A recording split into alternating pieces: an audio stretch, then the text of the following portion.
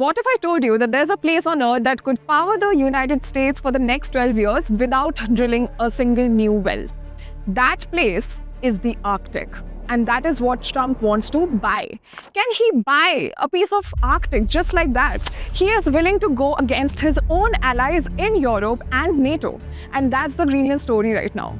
Since you decided to not give me the Nobel Peace Prize, I no longer feel an obligation to think of peace anymore, said the President of United States of America after not being given the Nobel Peace Prize, which he wanted so badly that he does not care about peace anymore.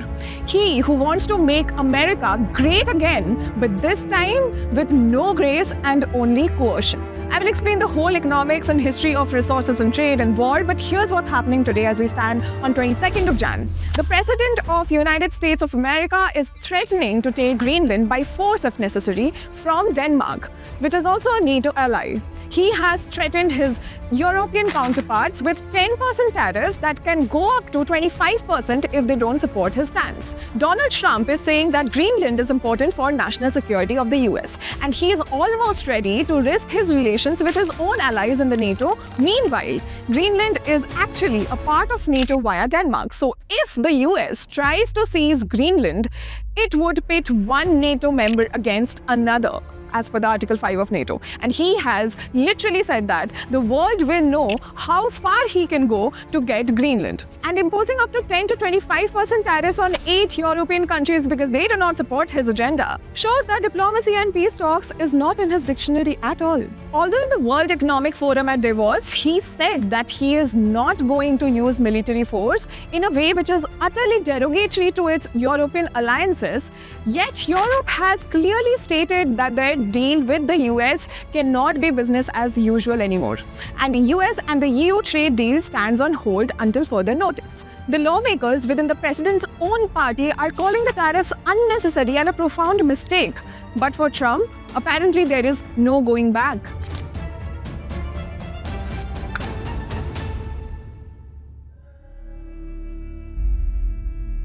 Welcome back to Angel One Economics. My name is Utsari, and today we are going to decode the US and the Greenland story. That why are the superpowers behind a piece of land that is unlivable? In this video, we will see 5 things. Why is the Arctic so important? Why are we talking about the Arctic again? Who are these players in Arctic? What is the resource and the trade situation there? And what can happen next? Greenland is the most crucial part of the Arctic. It sits right between the two greatest nuclear rivals in history, which is Russia and the US. For most of the modern history, the Arctic did not matter much geopolitically. The Arctic was protected by 3 things no army or corporation could ever defeat. First is ice. The sea ice used to block shipping.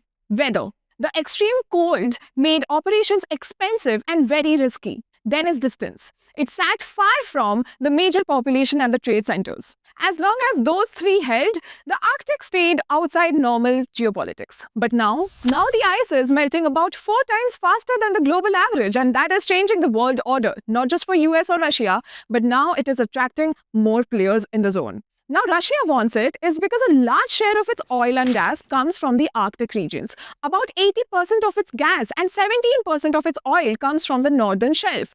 Most of its nuclear submarine fleet is based in the North Sea, and it is a perfect place to keep an eye out for your enemies like the US. Now, the US wants it since it can trace early signals of attacks from Russia, exploit the huge chunk of minerals and rare earth that costs even more than India's GDP, and conduct trade. But they aren't the only 2 players here. Historically, the Arctic was the shortest path to destruction.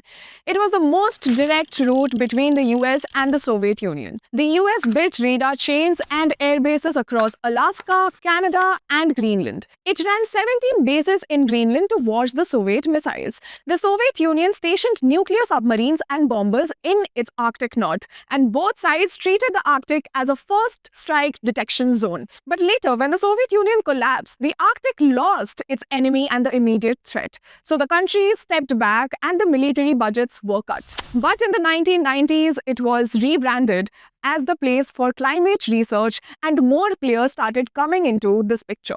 Like India established Arctic research stations to study links between Arctic warming and the Asian weather systems. South Korea invested heavily in the polar science and the icebreaker research. And China expanded Arctic expeditions under the scientific banners. And hence, it became a zone of cooperation. So what caused the sudden Arctic rupture? When Russia invaded Ukraine in 2022, the fighting was far from Arctic, but the consequences weren't. It sent three signals to the West. Russia is willing to use force to revise the borders. Treaties and post-Cold War norms like the NATO are just optional. And third, the military restraint is no longer guaranteed. And at that moment, every peace exception collapses, including the Arctic. And the nations closest to the Russia's Arctic forces panicked first, which is Finland and Sweden. Before the Ukraine war, they were the only militarily neutral Arctic nations, and Russia loved it because it brought balance to the zone. But after the war, neutrality looked more like helplessness, so they applied to join the NATO. And after the war, almost the entire European Arctic became NATO. And this means Russia faces NATO directly in the high North zone. And following this, the Russian military got stronger in the Arctic region. It reopened the Soviet-era bases, the submarine fleets in the north, and it is now currently testing hypersonic weapons in the waters. Meanwhile, China, a near-Arctic state by its own claim, is now currently expanding its footprints in the Arctic region. Beijing recently has sent icebreakers and research teams and is now currently eyeing Greenland's mines. In 2024, the major Greenlandic rare earth project was under Chinese-linked ownership. Hence, Greenland, a country that is still not fully autonomous, becomes the central focus as to who grabs it first. Currently, the Arctic is divided among 8 Arctic states, the nations that have territory above the Arctic Circle, which is the US, Canada, Russia, Norway, Denmark, Sweden, Finland, and Iceland. Now, these countries control the territorial waters, the airspace, the economic zones under the international laws. But NATO is the North Atlantic Treaty Organization, and it is a group of 32 nations who signed a treaty to stop the Soviet Union from attacking the Western Europe in 1949. It was written for the outsiders attacking the insiders, and never for the tension within the alliance of NATO itself.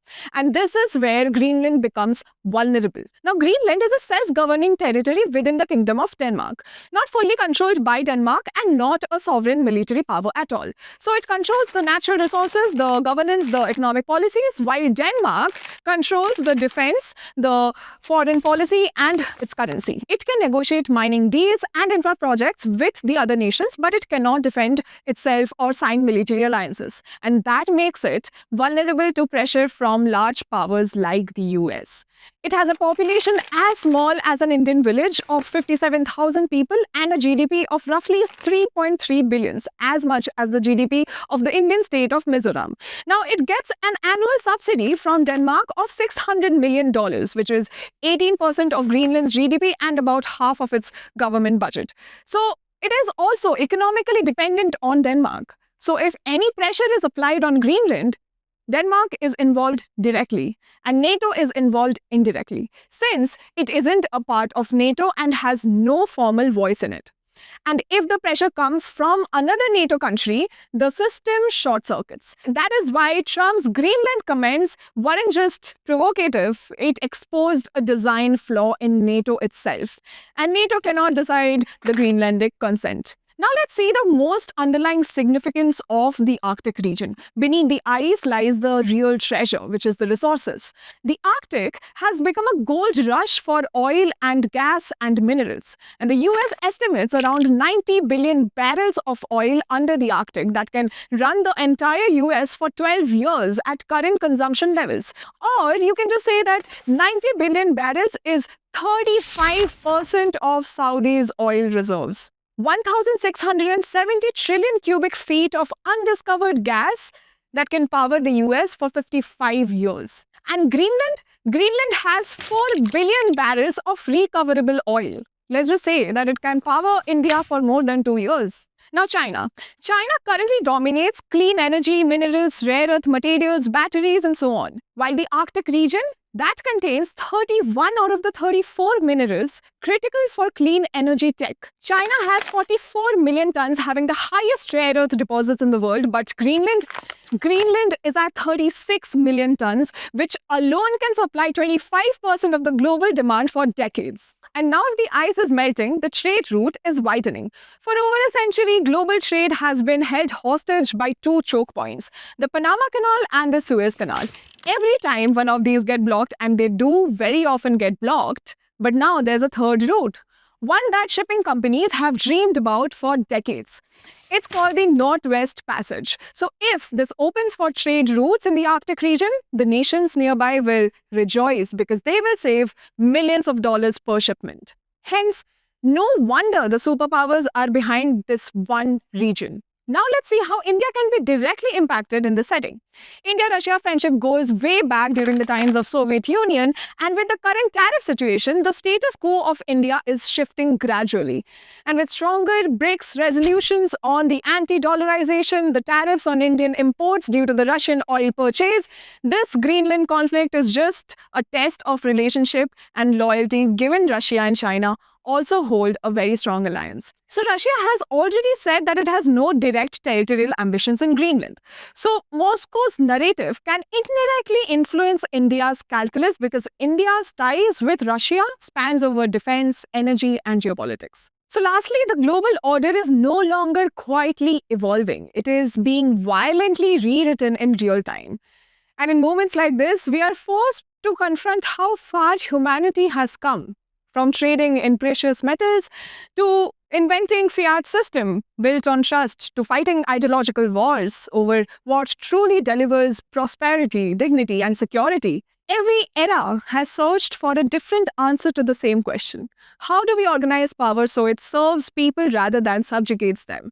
Yet, even after centuries of innovation in institutions, currencies, alliances, and governance, we still return to the oldest temptation of all, which is coercion. The current turn of events is at the cusp of three options: diplomacy, economic coercion, and military coercion. We build complex systems to manage interdependence only to weaponize them when fear replaces cooperation. The tragedy is not that the world is changing. It is that despite all our progress, we are still testing whether brute power can override collective responsibility. The choice before us is the same one history has always offered: evolve beyond domination or repeat it with more sophisticated tools. That's all from my side. Thank you for watching, everyone. If you like this video, please don't forget to hit like, share, and subscribe. And also, please drop your latest topic that you want to be decoded in the comments below. And see you in the next one. Thank you for watching. Investments in securities market are subject to market risks. Read all the related documents carefully before investing.